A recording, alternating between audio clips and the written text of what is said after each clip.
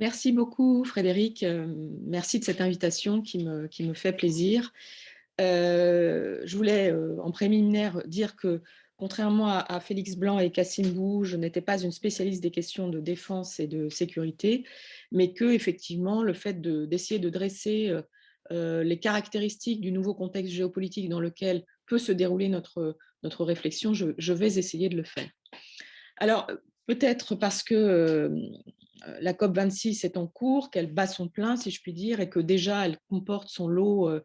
de déceptions et d'exceptions, puisque comme l'a rappelé une lettre ouverte que nous a adressée Ben Kramer, signée déjà par de nombreuses personnalités, la question des émissions de gaz à effet de serre qui sont dues en fait aux armées n'est pas incluse dans la COP 26. On se rappelle qu'on avait découvert que la COP 21 ne portait pas, par exemple, sur l'aviation et sur le transport maritime. On l'avait découvert sans doute avec retard, sauf pour les initiés. Là, ce qui est intéressant, c'est que dans le cadre de cette COP26, d'une certaine manière, nous découvrons les choses un petit peu à l'avance ou en cours et qu'on voit bien que la conscience citoyenne a progressé par rapport à ces grands exercices de diplomatie internationale.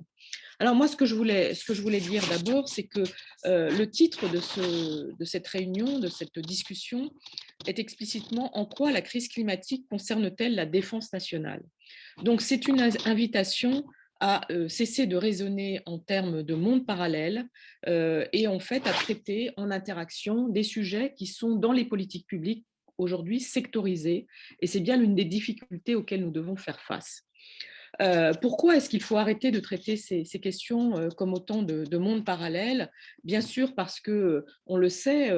les dérèglements climatiques et la crise de la biodiversité ont déjà conduit à des difficultés particulières des populations locales, à augmenter le nombre de migrants climatiques, qui souvent d'ailleurs sont aussi des migrants pour cause sociale et pour cause de difficultés économiques, et évidemment peut accroître la perméabilité des populations sociales, des populations locales aux tests terroristes et en tout cas montrer toutes les limites de l'action des gouvernements. Donc la question des vulnérabilités climatiques est un sujet d'incertitude stratégique et militaire important. Félix y reviendra sans doute, c'est aussi un élément d'instabilité pour l'action des armées, pour l'action militaire, et puis une question d'élargissement de la perspective. Est-ce qu'il ne faut pas monter des opérations de maintien de paix climatique face à ces incertitudes? Mais plus généralement, ce que je dois, moi, traiter, c'est plutôt le fait que dans un moment d'incertitude plurielle, globale, il est intéressant de réfléchir aux fondamentaux de notre doctrine de défense et à la mise en œuvre de cette doctrine même. Je pense que c'est ça qui est essentiel. Quelles sont donc les composantes de ces incertitudes? Bon, revenons sur la question climatique. On le sait, depuis le dernier rapport du GIEC d'août 2021, voilà, le scénario qui se profile, s'il n'y a pas de réduction des gaz drastique des gaz à effet de serre dès l'horizon 2030 avec 2050 en ligne de mire, c'est un réchauffement autour de 3 degrés, voire 3 degrés et demi. Et puis, ce qu'on voit surtout, c'est que les puissances qui aujourd'hui sont à Glasgow sont dans de très nombreuses déclarations d'intention et que même le fait de dire qu'une COP est une COP de la dernière chance, on n'a même plus envie de le dire parce qu'aujourd'hui, on relativise très fortement ce dialogue diplomatique, ces engagements des puissances, parce que la question de la mise en œuvre des engagements est très explicitement posée. La COP 26 est une COP d'examen, d'évaluation de ce qui a pu se faire depuis la COP 21 de 2015, avec un an de retard à cause de la pandémie. Et ce qu'on voit, c'est qu'aujourd'hui, ni Vladimir Poutine ni Xi Jinping ne sont à Glasgow, et que Boris Johnson, qui en 2015 était assez ouvertement climato-sceptique, veut aujourd'hui que cette réunion soit un succès, mais on a vraiment du mal à croire aux déclarations d'intention qui ne sont pas appuyées sur des engagements de mise en œuvre concrets. Dès 2015, Amidahan et Stéphane Écoute avaient écrit cet ouvrage assez remarquable, Gouverner le climat. Je ne sais pas si vous faites une bibliographie à l'issue de nos débats, mais cet ouvrage assez remarquable disait bien que le sujet, c'était d'atterrir ensuite dans le contexte national et que les COP étaient au fond un exercice d'engagement qui appelait ensuite à une transcription nationale qui souvent n'était pas prise. La deuxième chose qui me semble importante, c'est évidemment de souligner les incertitudes stratégiques qui existent aujourd'hui. On parle de nouvelles guerres froides, vous le savez, voire de guerre froide 2.0, notamment à cause de ce qui se passe autour de l'axe Indo-Pacifique. Et là, la Chine est au centre du jeu. Et ce qu'on voit par ailleurs, c'est que l'élection de Joe Biden n'a pas fondamentalement transformé les déterminants de la politique américaine. Joe Biden, comme Donald Trump, en fait de la Chine, je ne sais pas si on peut dire l'adversaire numéro un, mais je crois qu'en tout cas, pour les États-Unis, il est clair que la Chine est au centre d'une entreprise de déstabilisation et d'offensive à la fois stratégique et économique contre laquelle il convient de lutter. On l'a vu ces dernières semaines, depuis le début du mois d'octobre, la multiplication des agressions dans l'espace aérien taïwanais, la signature en septembre du traité, de l'engagement AUKUS qui prend la place de l'ANZUS pour les États-Unis, l'Australie et le Royaume-Uni. On est dans une situation de grand activisme de la diplomatie américaine dans cette zone. Et là-dessus, l'Australie, avec le camouflet qu'a subi la France sur la question des sous-marins, l'Australie est l'allié important, mais également le Japon, dans le cadre de l'alliance du Quad. Et aujourd'hui, l'Inde, qui, face à l'offensive chinoise, est en train de prendre une attitude beaucoup plus résolument favorable aux États-Unis, parce que l'Inde craint évidemment l'agressivité déployée par Xi Jinping et le régime chinois. Alors, je ne vais pas revenir sur ce que sont l'AUKUS et le Quad, mais dire que ce sont au fond je ne sais pas si on peut dire des coquilles vides, mais en tout cas des accords qui permettent au fond de les remplir en fonction de la conjoncture et de l'évolution de la position des puissances et au fond de la situation réelle telle qu'elle se déploie au jour le jour. Ça, je pense que c'est un point essentiel. Deuxième élément essentiel, bien sûr, la façon dont les États-Unis se sont retirés d'Afghanistan à la fin du mois d'août, sans aucune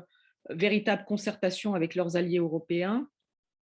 et notamment avec les deux puissances européennes qui avaient été fortement impliquées aux côtés des États-Unis, c'est-à-dire l'Allemagne et le Royaume-Uni, et du coup, le retour sur ce qu'on avait vécu en 2019, vous en rappelez sans doute, lorsqu'Emmanuel Macron avait dit que l'OTAN était en état de mort cérébrale.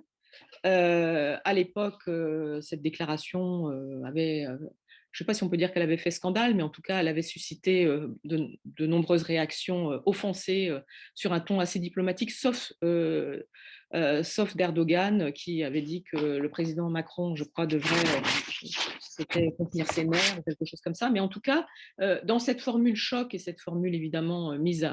à dessein dans le débat public pour créer un débat sur les responsabilités relatives entre les États-Unis et les pays européens au sein de l'OTAN, on peut considérer aujourd'hui qu'après le retrait américain d'Afghanistan, la question du rôle de l'OTAN est explicitement posée, et la façon surtout dont les Européens, et notamment les pays de l'Union européenne, puisqu'aujourd'hui le Royaume-Uni, au nom de Global Britain, est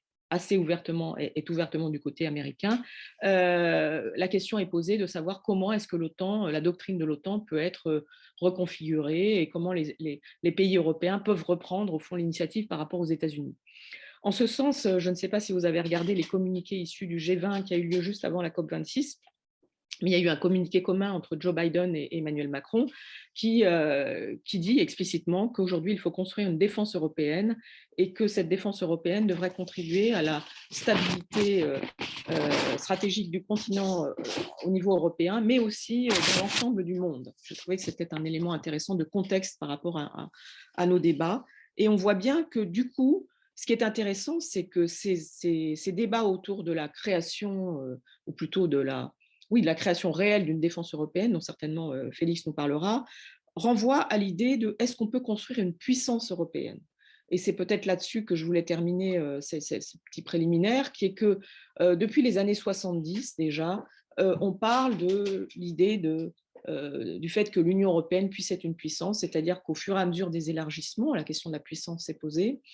Et ce débat est marqué par un véritable embarras. Pourquoi ? Parce que Frédéric parlait des valeurs ou des principes qui fondent l'action des écologistes, mais on peut dire que l'Union européenne est aussi fondée sur des principes qui sont ceux justement du maintien de la question de la paix, que l'Union européenne s'est constituée après le deuxième conflit mondial et que, à l'évidence, s'engager sur les questions plus stratégiques et les questions de défense, voire de politique étrangère, c'est quelque chose qui obligerait à penser une nouvelle étape de la construction de l'Union européenne et donc à revenir sur la façon dont elle s'est constituée dans l'histoire et dont cela a permis d'établir des relations pacifiées entre des pays qui avaient autrefois été envahis, adversaires, ennemis, et à partir de là, donc, de réviser, en tout cas, ou d'accepter d'entrer dans l'histoire d'une manière plus explicite, alors qu'aujourd'hui, l'Union européenne est d'abord une puissance fondée sur l'ordre juridique, sur la puissance économique et commerciale, et que accepter d'assumer que la puissance économique et commerciale n'est pas seulement commerciale, mais a des conséquences environnementales, ce qu'a commencé de faire l'Union européenne avec le pacte vert, mais ensuite aller graduellement vers une analyse plus stratégique et de véritables politiques étrangères, c'est quelque chose qui relève encore largement d'un impensé, et en tout cas qui soulève des conflictualités et des positions divergentes entre États membres. J'achèverai ce petit préliminaire pour vous dire qu'il me semble qu'aujourd'hui, le débat autour de l'importance respective du droit européen et des constitutions nationales autour de la question polonaise est un débat qui est très intéressant parce que justement, c'est un débat qui, sous des dehors juridiques et des dehors de hiérarchie des normes, renvoie en fait à la question évidemment d'un projet fédéral européen, à la question aussi d'un état de droit européen, puisque c'est là-dessus que porte l'interrogation sur la primauté du droit polonais. Et je pense que ça